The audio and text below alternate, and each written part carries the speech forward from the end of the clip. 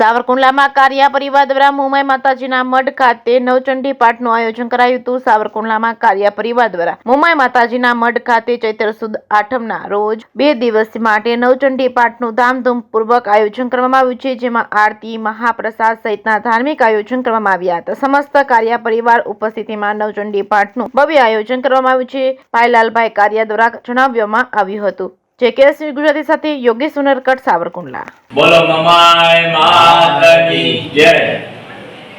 કારિયા પરિવારના કુલદેવી શ્રી મોમાઈ માતાજીનો મઠ સાવરકુંડલા ભૂરા પટેલની શેરીમાં 2004 માં અમે મોમાઈ માતાની ચૈત્ર સુદ આઠમને દિવસે પ્રતિષ્ઠા કરેલ છે। તો આજે પણ ચૈત્ર સુદ આઠમ છે, તો એનો પાઠોત્સવનો કાર્યક્રમ કારિયા પરિવારે સમસ્ત કારિયા પરિવારે આયોજન કરેલું છે। તેમજ આજે આઠમ અને 9 2 દિવસ 19 ચંડી પાઠ કારિયા પરિવાર તરફથી કરવામાં આવ્યા છે। બોલો મમાઈ માતાની જય।